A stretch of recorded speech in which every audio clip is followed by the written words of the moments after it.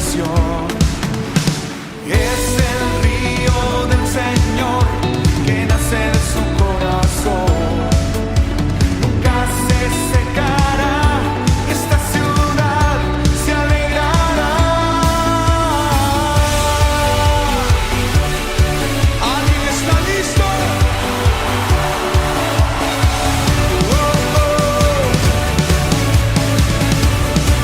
Todos danzando. Yo danzo en el río. Yo danzo en el río de Dios, en el río de Dios. ¡Arriba! ¡Grita! Ríos de vida están brotando en mi interior. Fuente inagotable que viene del cielo, fluye aquí. Es el río del Señor que nace de su corazón. Nunca se secará y esta ciudad se alegrará. Yo danzo en el río. Yo danzo en el río de Dios, en el río de Dios. ¡Arriba! Yo danzo en el río. Yo danzo en el río de Dios,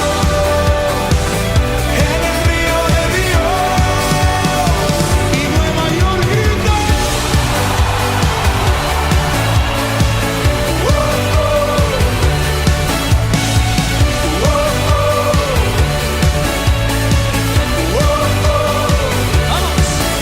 Hay vida en el río de Dios, hay gozo en el río de Dios. Soy libre, libre, el río de Dios está aquí. Todos, todos. Hay vida en el río de Dios, hay gozo en el río de Dios.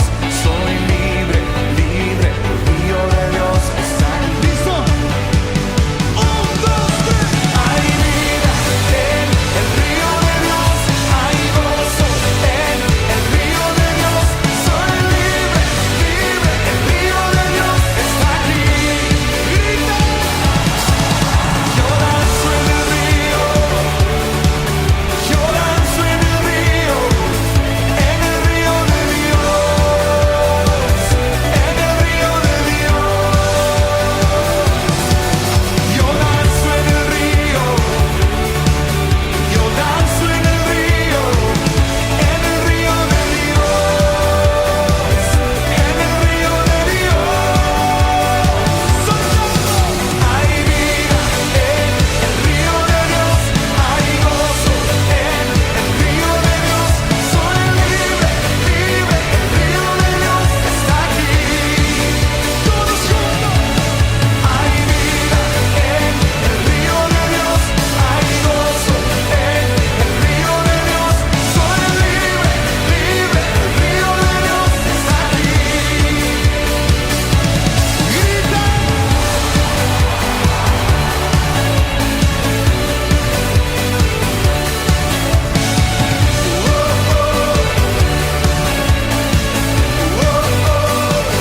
El río de Dios.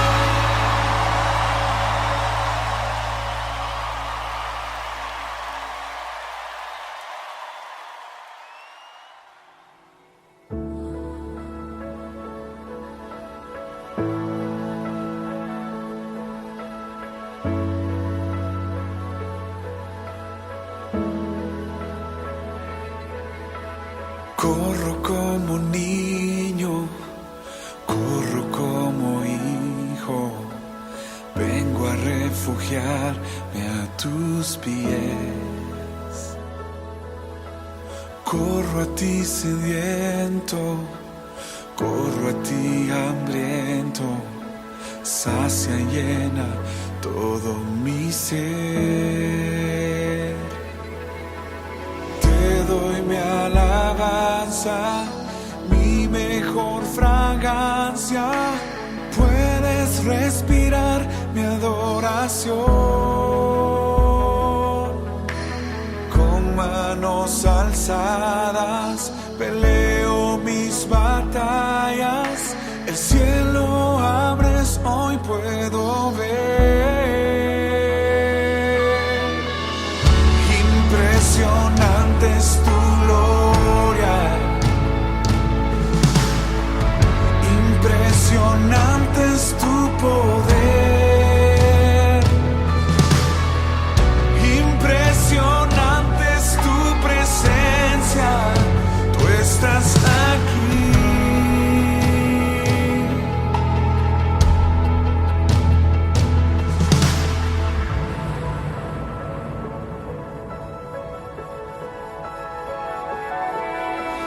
Corre a ti tu iglesia, corre a ti tu amada.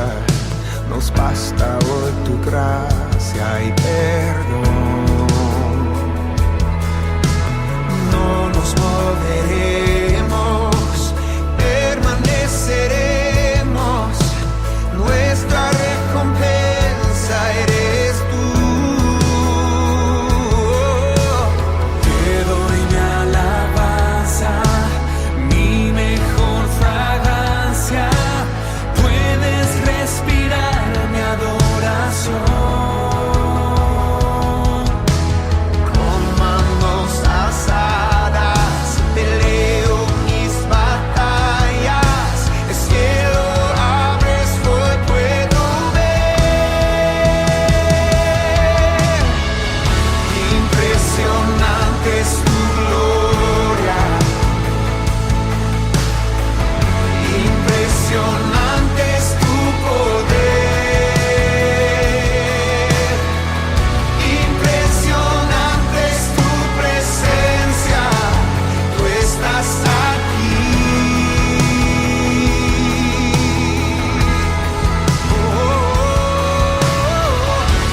Impresionante es tu gloria. Impresionante es tu poder. Impresionante es tu presencia. Tú estás aquí.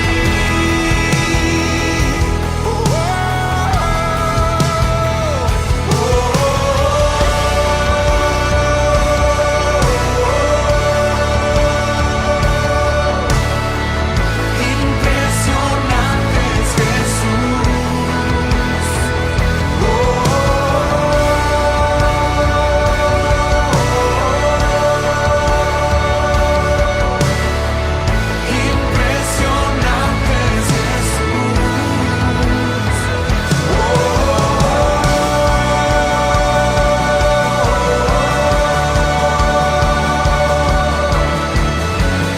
Impresionante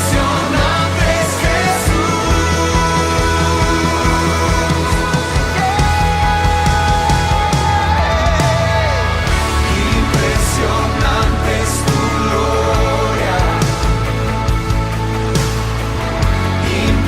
Impresionante es tu poder. Impresionante es tu presencia. Tú estás aquí.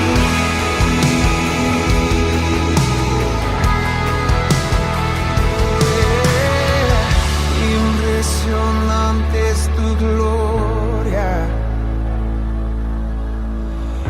Impresionante es tu poder. Impresionante es tu presencia. Tú estás aquí.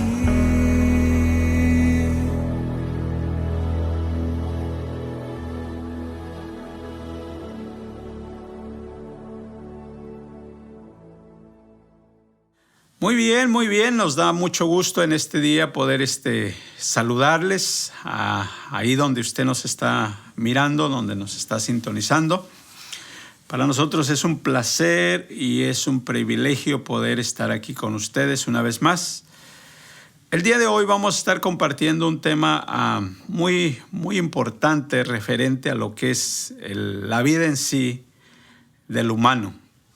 Y nos vamos a estar refiriendo a lo que es cómo aprender, de acuerdo a las palabras de Jesús, morir para poder vivir. Cómo aprender, morir para poder vivir.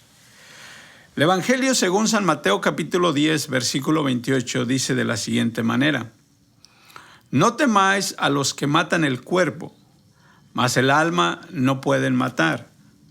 Temed más bien a aquel que puede destruir el alma y el cuerpo en el infierno. Cuando escuchamos nosotros estas palabras, hasta cierto punto nos hacen considerar cómo es que no temer, como dice Jesús aquí, al que mata el cuerpo, ya que hasta cierto punto el humano tenemos un instinto de supervivencia y en realidad si nos ponemos a pensar ¿quién nos queremos morir? Creo que la mayoría decimos que no.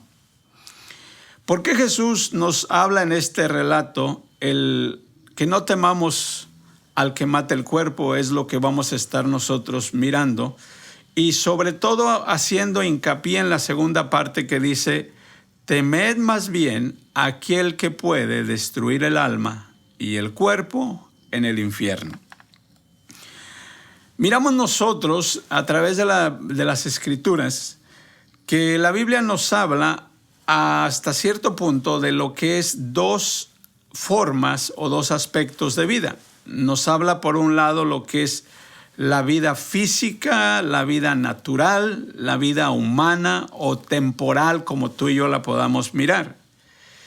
Y por el otro lado nos habla acerca de lo que es una vida espiritual o una vida eterna. Y de la misma forma vemos en el otro sentido cómo también nos habla de dos muertes. Nos habla una que está relacionada con la vida física, nos habla de lo que es la muerte física, la muerte terrenal, y por el otro lado nos habla acerca de lo que es la muerte espiritual o la muerte eterna. Y nosotros aquí es donde vamos a mirar cómo hasta cierto punto no podemos, dijéramos, vivir las dos vidas. Tenemos que, de alguna manera, estar dispuestos a morir a una para poder vivir para otra. Cuando hablamos nosotros en sí de la palabra vida, lo vamos a definir de esta forma muy práctica. Es unidad o es unión. Y cuando hablamos muerte, es hablar de separación o distanciamiento. Vuelvo a repetir, hablar de vida es hablar de unidad, hablar de unión, y hablar de muerte es hablar de separación o distanciamiento. Tomando en cuenta esto, nosotros tenemos que ver lo siguiente. La vida y la muerte, de alguna manera, Dios es el creador de ello. Sí, así como te dije, la vida y la muerte, Dios es el creador de ello. Dice Génesis de la siguiente manera, Génesis 2, verso 7. Entonces Jehová Dios formó al hombre del polvo de la tierra y sopló en su nariz aliento de vida, y fue el hombre un ser viviente. Vemos claramente lo que nos describe cómo Dios le da aliento de vida y lo describe como un ser viviente. Por otro lado, miramos en el libro de los Hebreos, capítulo 9 y versículo 27, de la siguiente forma. Dice así: y de la manera que está establecido, escucha bien aquí la palabra muy clara, ¿está qué? Establecido para los hombres que mueran una sola vez y después de esto el juicio.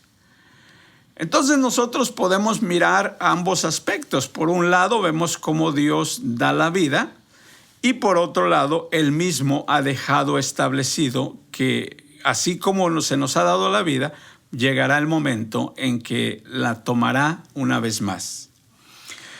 Tomando en cuenta esto, nosotros podemos mirar las palabras de Jesús. Cuando Jesús hablaba, en sus tiempos y aún en estos días, mucha gente no le entendían sus palabras, porque él, como hombre, como humano, trataba de comunicarse de alguna forma, mas sin embargo, como traía de la misma manera un lenguaje espiritual, el hombre no le entendía. Por ejemplo, unas palabras que él da que llaman mucho la atención. En Juan capítulo 10, verso 18 dice: por eso me ama el Padre, porque yo pongo mi vida para volverla a tomar.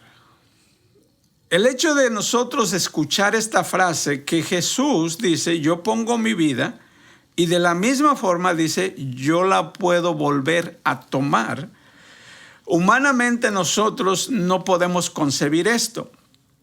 Ahora, él mismo sigue diciendo, dice, nadie me la quita, sino que yo de mí mismo la pongo.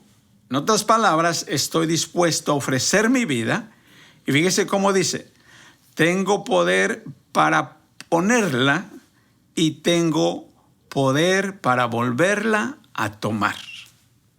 Entonces, cuando nosotros miramos esto, le digo, el hombre cuando escuchaba estas palabras en aquel entonces, y hoy en día cuando se le escuchan también, la gente, cuando no hay un entendimiento o un conocimiento espiritual que proviene solamente de Dios, ahí es donde uno no entiende.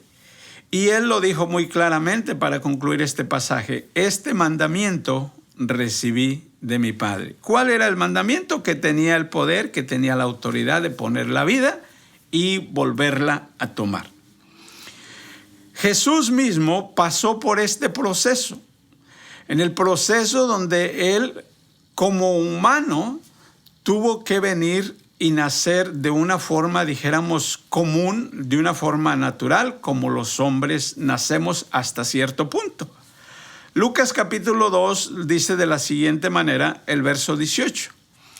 El nacimiento de Jesucristo fue así. Mateo, 1:18. El nacimiento de Jesucristo fue así. Estando desposada María, su madre, con José, antes que se juntasen, se halló que había concebido del Espíritu Santo.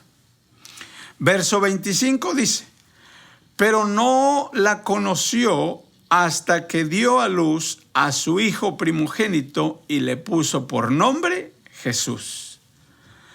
Vemos cómo en Jesús, aquel que dijo, yo mismo pongo mi vida, tengo poder para ponerla y tengo poder para volverla a tomar, él mismo pasó el proceso natural que todo ser humano que hemos venido a este mundo hemos pasado, el proceso del nacimiento. De la misma forma, así como él pasó el proceso del nacimiento, podemos mirar en otro aspecto que él pasó también el proceso de la muerte. Dice Juan capítulo 19, verso 30. Cuando Jesús hubo tomado el vinagre, dijo, consumado es. Y habiendo inclinado la cabeza, entregó el espíritu. Entonces, aquí podemos mirar que el proceso que todo ser humano ha pasado y el proceso que tú y yo vamos a pasar, el mismo Señor Jesucristo lo pasó.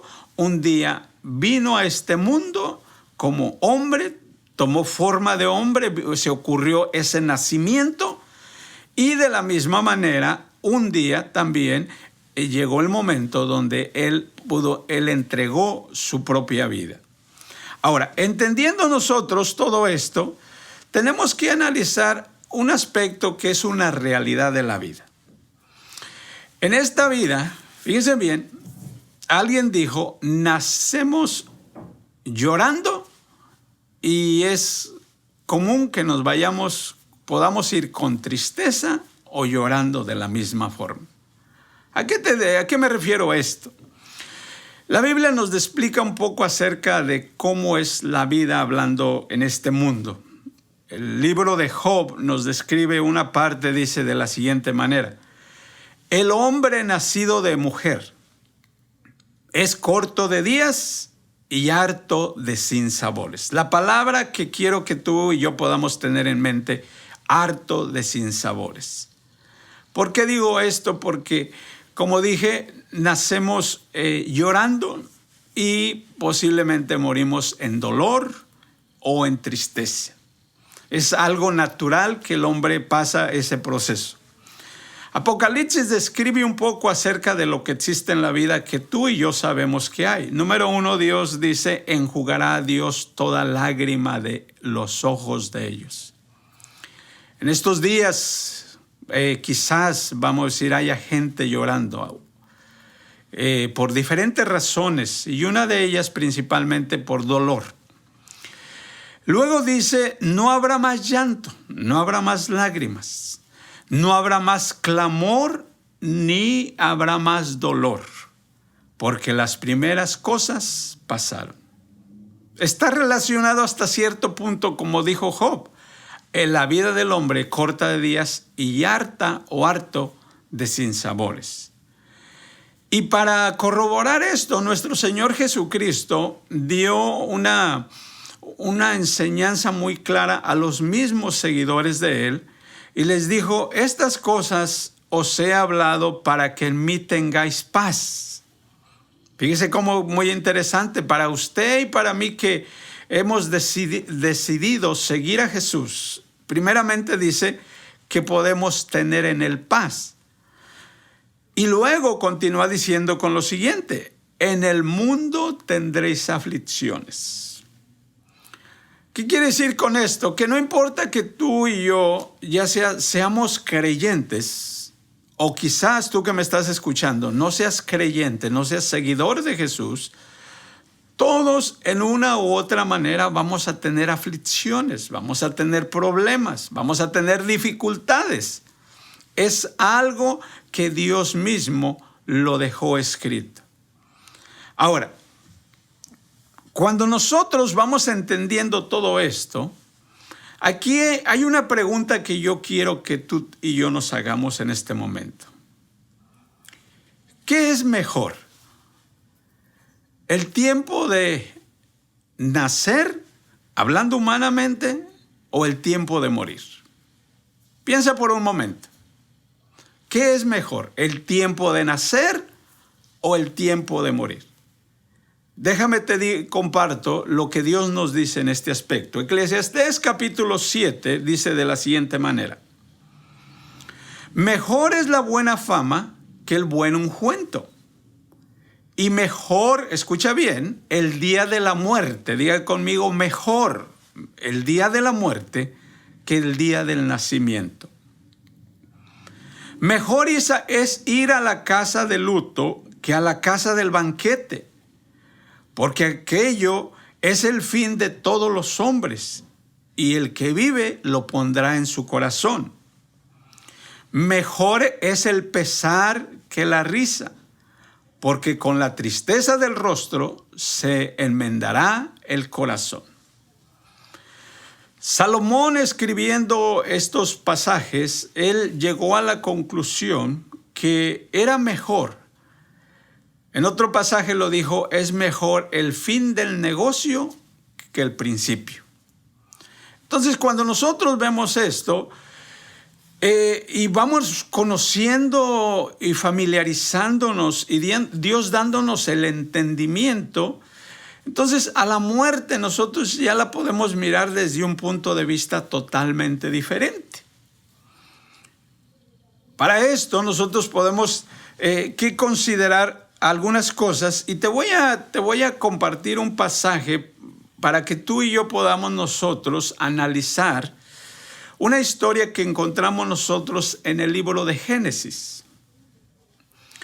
Vemos nosotros cómo el pueblo de Israel había llegado un momento donde ellos, precisamente por en medio de una hambre que hubo en aquel entonces, ellos fueron y buscaron comida en Egipto. Y al estar ahí, hasta cierto punto, llegó el momento en que se convirtieron en esclavos. Y esta palabra es muy importante para ti y para mí. Se convirtieron en esclavos. Cuando llegó el momento donde eran muy oprimidos por el pueblo egipcio. Ellos empezaron a clamar, empezaron a pedirle a Dios que los librara, porque era mucha la opresión. Porque llegaron al punto donde como esclavos, prácticamente ellos, su trabajo era vivir solamente para comer y para trabajar. Entonces llegó el momento donde ellos claman a Dios, y de ahí podemos mirar cómo Dios, escuchando el clamor del pueblo, Dios les manda un libertador. Dios les manda a alguien que los libre de la esclavitud. Y quizás tú hayas escuchado esto en historias, lo hayas visto en películas o lo hayas tú leído en la Biblia. Cómo vemos cómo Dios levanta a Moisés y le manda que vaya y que liberte al pueblo. Moisés va y le habla al faraón, que dijéramos era el presidente de aquel entonces del país, y le dice: deja ir a mi pueblo. Entonces, el faraón, ¿verdad? Vemos cómo la Biblia dice que Dios mismo endureció su corazón para que no dejara salir al pueblo. Y para que el Señor se pudiera manifestar, para mostrar su poder, número uno, a los hijos de Israel, y por otro lado a los mismos egipcios, él le ordena a Moisés que lleve que promueva o lleve aquello, lo que eran las plagas. Y dentro de esas plagas nosotros miramos que llegó a la plaga número 10. Y en la plaga número 10, esto es lo que la Biblia nos dice. Génesis capítulo 11, versículo número 4. Dijo pues Moisés: Jehová ha dicho así: a la medianoche yo saldré por el medio de Egipto, y morirá todo primogénito en la tierra de Egipto, desde el primogénito de Faraón que se sienta en su trono, hasta el primogénito de la sierva que está tras el molino, y todo primogénito de las bestias.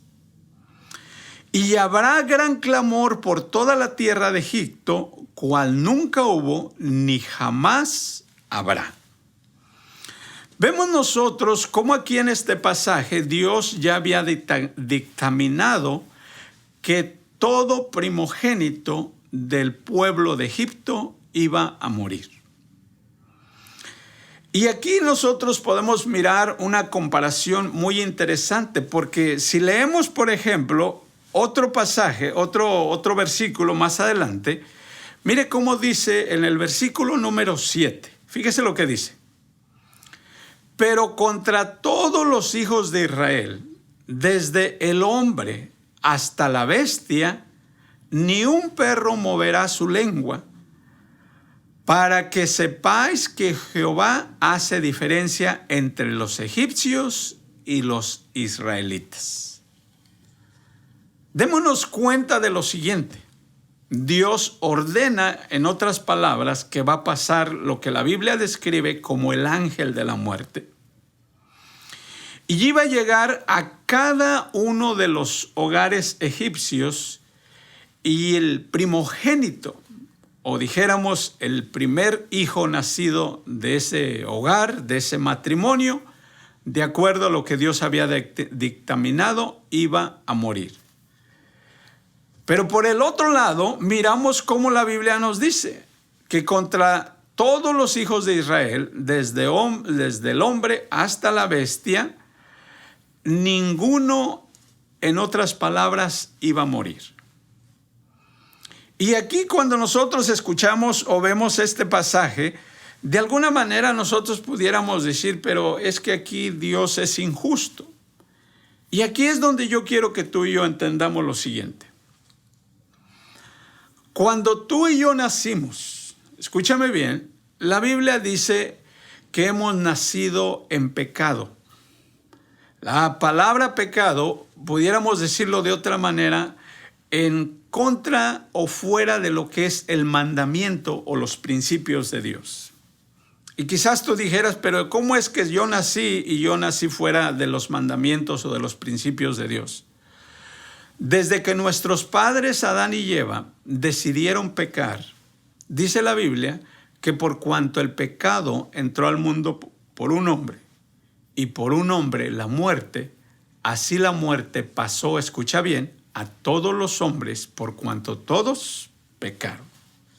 O sea, esa desobediencia de nuestros padres y Adán y Eva vino a ser, dijéramos, hereditaria o una herencia para ti y para mí, donde por naturaleza, escucha bien, por naturaleza el hombre estamos más inclinados a desobedecer las leyes de Dios que a obedecerlas. Entonces, aquí vemos nosotros dos grupos de personas. Por un lado vemos los egipcios, que ellos servían a diferentes dioses, tenían sus propios dioses, y vemos por el otro lado al pueblo de Israel, que el pueblo de Israel había decidido servir a un solo Dios. Y aquí es donde yo quiero que tú y yo podamos entender lo siguiente. Mira, fíjate bien. El capítulo 12, esto es la instrucción que Dios le da a Moisés para que ordene al pueblo, dice: y tomarán de la sangre, que esta es una parte muy importante, tomarán de la sangre y la pondrán en los dos postes y en el dintel de la casa en que lo han de comer. Fíjese bien cómo dice, verso 12, pues yo pasaré aquella noche por la tierra de Egipto y heriré a todo primogénito en la tierra de Egipto, así de los hombres como de las bestias, y ejecutaré mis juicios en todos los dioses de Egipto, yo Jehová.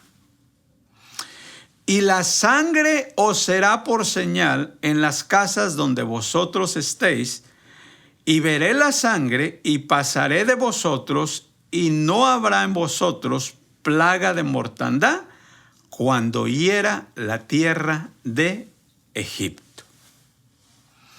Dos cosas que nosotros podemos mirar aquí. Por un lado, Dios da el orden cómo lo iba a hacer y da hasta cierto punto un indicio. Dice de esto: donde haya sangre en aquella puerta, nadie va a morir. Cuando nosotros miramos acerca de la sangre, esto tomaría mucho tiempo, pero quiero decirlo de una manera breve. Cuando hablamos nosotros de la sangre, la Biblia nos dice de la siguiente manera que la vida se encuentra en la sangre. Escucha bien esto. La vida se encuentra en la sangre. ¿Por qué Dios habla de esta manera? Cuando el hombre, nuestros primeros padres, Adán y Eva, decidieron desobedecer, Dios había dado un mandamiento muy claro. Y el mandamiento que él había dado es: de todo árbol podrán comer, menos del árbol de la ciencia, del bien y del mal. Porque el día que de él comieren, dice el Señor, ciertamente morirán. Entonces, cuando Dios dio este mandamiento y el hombre desobedeció, ahí nosotros podemos mirar lo primero que el hombre obtuvo fue una muerte espiritual. Me dijeras, ¿por qué una muerte espiritual? Porque la consecuencia, capítulo 3 de Génesis nos dice la Biblia que Dios sacó al hombre del Edén. En otras palabras, Dios vivía en comunión con el hombre, vivía en unidad. Pero por causa de esa desobediencia, entonces el hombre fue separado de Dios. Y ahí es donde se cumple lo que decía hace un momento: por cuantos todos pecaron, están destituidos o están separados de Dios. Entonces, aquí vemos nosotros por qué la sangre. Si la vida se encuentra, dice la Biblia, en la sangre, el mismo Dios tenía que vertir o tenía que usar sangre para poder dar vida. Vemos aquí como al pueblo, dice la Biblia, que cuando pusieron los israelitas, de acuerdo a como Moisés les había dicho, pusieron la sangre rociada sobre los cuadros o los arcos o el dintel de la casa. dice que pasaba el ángel, pero como estaba ahí la sangre, ahí no llegaba la muerte. Entonces vemos cuáles eran los propósitos que Dios quiso utilizar por medio de esto. Por ejemplo, la sangre número 1 se utilizaba para consagrar, o dijéramos para limpiar, para separar. Levíticos capítulo 8, verso 30 dice: y tomó Moisés del aceite de la unción y de la sangre que estaba sobre el altar, y roció a Aarón y sus vestiduras y a sus hijos y las vestiduras de sus hijos. Entonces vemos cómo cuando los sacerdotes iban a ser consagrados, una de las cosas que se había ordenado era que se utilizara sangre. ¿Para qué?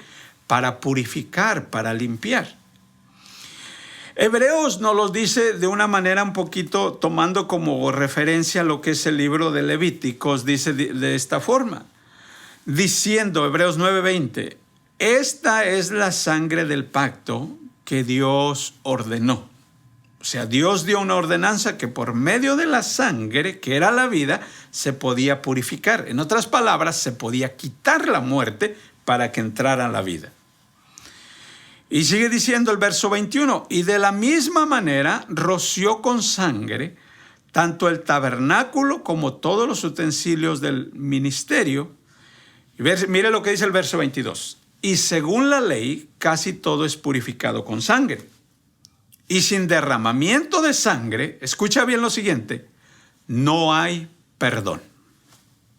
Sin derramamiento de sangre, ¿qué no existe? Perdón. ¿Por qué?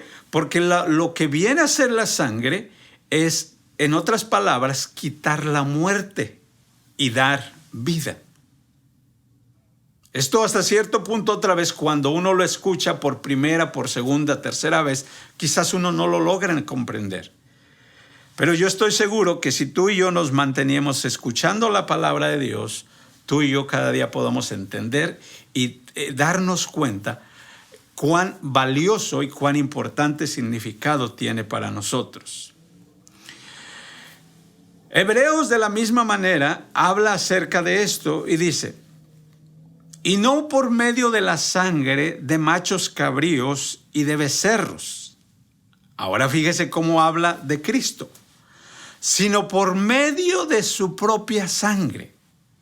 ¿Por medio de cuál sangre? La sangre de Cristo. Entró al lugar santísimo una vez para siempre, habiendo obtenido redención eterna. ¿Cuánto más? Diga conmigo, ¿cuánto más? La sangre de Jesucristo, la sangre de Cristo, el cual por el Espíritu eterno se ofreció a sí mismo. ¿Recuerda las palabras cuando dijo, tengo poder para qué? Para poner mi vida. Se ofreció a sí mismo sin mancha a Dios. Purificará vuestras conciencias de obras muertas para servir al Dios vivo. Aquí viene otra vez la palabra, obras muertas. Tú y yo, cuando no hemos conocido primeramente a Jesús, no hemos recibido su palabra y sobre todo no lo hemos hecho o recibido como el Señor y Salvador de nuestra vida, la Biblia nos dice una cosa claramente. Aunque tú estés vivo físicamente, la Biblia nos describe que estamos muertos en delitos y pecados. Mira cómo hay una combinación. Estás viviendo físicamente y estás muerto espiritualmente. Cuando una persona está en este estado, aquí está la parte que quiero que le pongas mayor atención. Cuando una persona está en este estado, viviendo físicamente, pero muerto espiritualmente, en el momento que muere físicamente, esa muerte espiritual sigue con él. Y decíamos al principio, muerte es separación. En otras palabras, para que tú podamos entendernos un poquito mejor. Si yo estoy muerto espiritualmente yo estoy viviendo separado de Dios.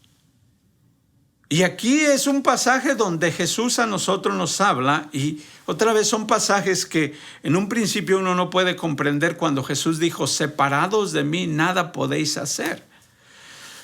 Todo lo que cuenta para la vida eterna, todo lo que cuenta para la eternidad que no es temporal, sin Jesús no lo podemos hacer. Entonces, por eso aquí el escritor a los Hebreos nos hace la explicación y nos dice, mira, en la antigüedad se utilizaban los animales para que por medio de la sangre se quitara la muerte y viniera la vida. Mas, sin embargo, cuando viene Jesús, por eso la Biblia lo describe de la siguiente manera. Cuando Juan mira a Jesús, dijo, he aquí el Cordero de Dios que quita el pecado del mundo. Así como Moisés le manda al pueblo lo que ellos tenían que hacer, ahí es donde se instituyó una fiesta para el pueblo judío hasta hoy en día que se conoce como la Pascua, donde el pueblo fue liberado, donde el pueblo fue redimido, donde el pueblo fue separado de la esclavitud de Egipto.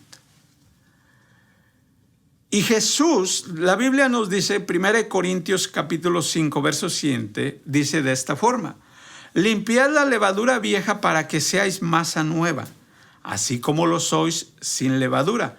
Escucha bien esto, porque aún Cristo, nuestra Pascua, ha sido sacrificado. Otra versión nos dice de esta manera, así que echen fuera esa vieja levadura que los corrompe. Cuando hablamos de esa levadura, estamos hablando del pecado, de la desobediencia a Dios, para que sean como el pan hecho de masa nueva. Ustedes son, en realidad, como el pan sin levadura que se come en los días de la Pascua. Porque Cristo, escucha bien esto, porque Cristo, que es el Cordero de nuestra Pascua, fue muerto en sacrificio por nosotros.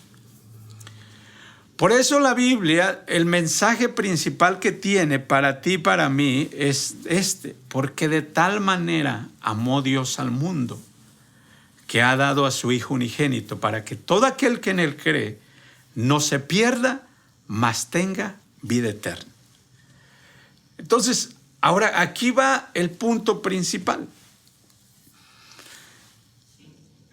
Decíamos que Jesús nos habla de una vida temporal, de una vida física, y nos habla de la misma manera de una vida espiritual y de una vida eterna. Y decíamos también que nos habla de una muerte física y de una muerte eterna. Cuando la persona, escucha bien, que ha venido a este mundo, no está dispuesto a morir al pecado, no puede vivir para Dios. Y esta es la parte donde Jesús a cada uno de nosotros nos hace la invitación. Jesús está primeramente dispuesto a perdonar todos nuestros pecados. El profeta Isaías lo decía de esta manera, si tus pecados fueren como la grana, como la nieve, serán emblanquecidos. Cuando tú y yo, mientras vamos en este lapso llamado vida, que vamos a vivir 70, 80 años, unos viven menos, otros viven más. En este tiempo, Dios a ti y a mí nos da la oportunidad de que aquella vida eterna que perdimos desde un principio, la podamos recuperar por medio de nuestro Señor Jesucristo. Aquella separación que tuvimos de Dios, la podamos volver a unirnos con Dios.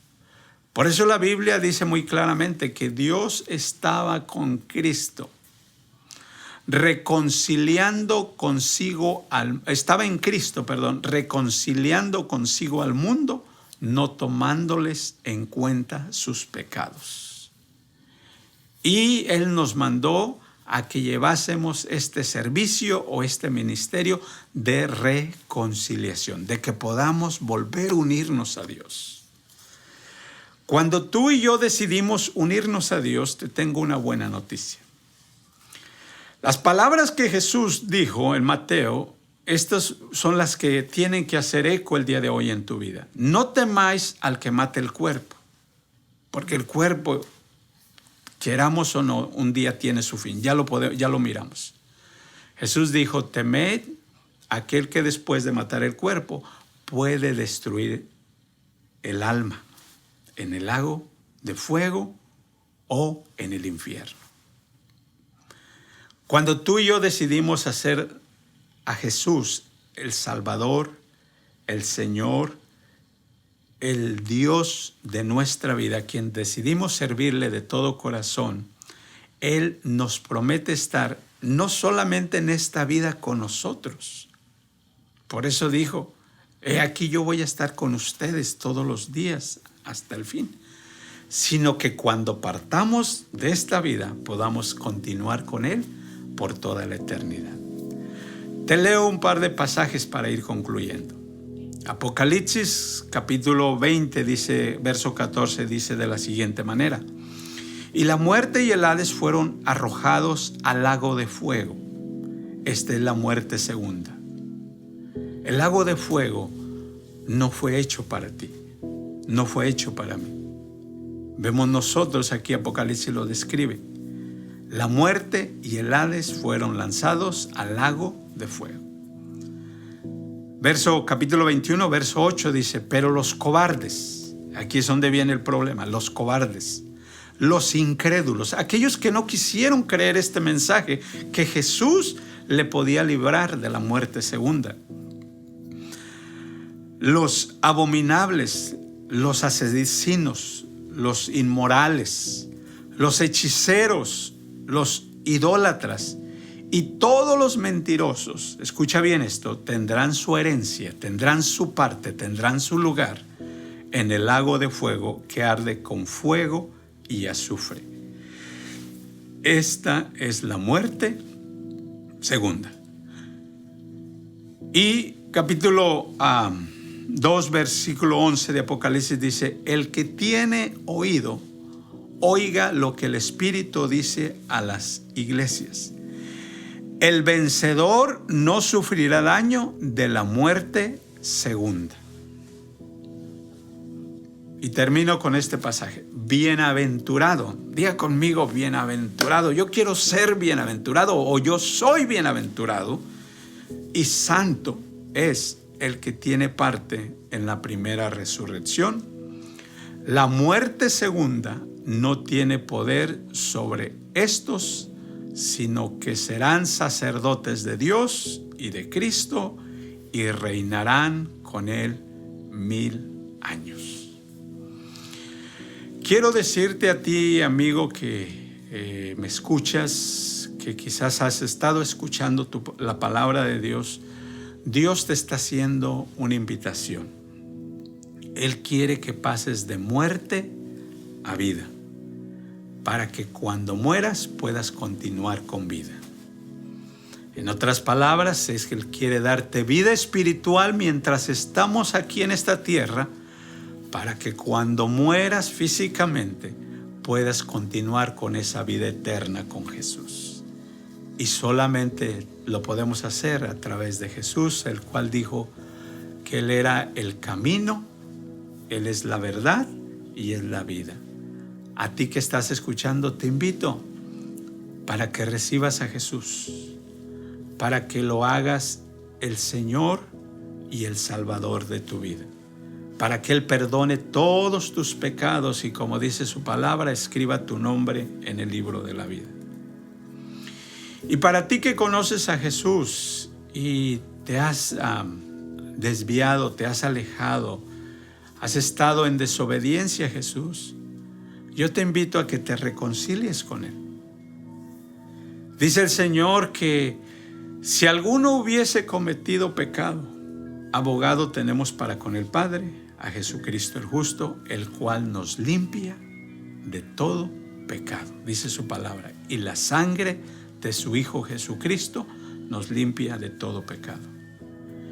Y tú que estás caminando con Jesús, dale gracias al Señor. Dale gracias. Que esta palabra pueda llegar a tu corazón y cada día pueda estar más firme y más confiado, más seguro, como dice su palabra, en quién hemos creído. Oremos al Señor. Padre, te damos gracias por esta palabra que hemos compartido, Señor. Sabemos que personas, Señor, la están escuchando, Dios mío. Tú dices que tu palabra no regresa a ti vacía, Señor Jesucristo. Yo ruego primeramente, Señor, por aquel que no está, Padre Santo, caminando contigo. Que seas tú, Señor, que le hagas volver de sus malos caminos, que pueda arrepentirse de todo corazón, Padre, y tú le puedas dar vida y vida en abundancia, Señor Jesucristo. Que Él pueda tomarte como el Señor y el Salvador de su vida, Señor. Te pido, Señor, por aquel que ha estado, Señor, viviendo en desobediencia a tu palabra, aún conociéndote, Jesucristo. Yo ruego, Señor, que le des de la misma forma que se arrepienta, Señor, de todo corazón. Así como tú, Señor, Padre Santo, nos enseñas en tu palabra que tu preciosa sangre nos limpia de todo pecado, Señor Jesucristo. Y te agradezco por cada una de las personas, Señor, cada uno de tus hijos que fielmente, Señor, caminan contigo, Señor. Que podamos tener plena confianza, Señor Jesucristo, estando conscientes que la muerte es un proceso natural que todo ser humano vamos a pasar, Señor, pues tú, Padre Santo, aún más claramente lo dices, que estar ausente de este cuerpo, en otras palabras, llegar a morir, es estar presente con el Señor. Gracias te doy, Señor, y ruego que tus bendiciones, Señor, fluyan sobre cada uno de los que nos escuchan, Padre, en el nombre precioso de Jesucristo. Que la bendición de nuestro Padre Celestial sea con cada uno de ustedes y nos escuchamos la próxima vez. Bendiciones y hasta la próxima.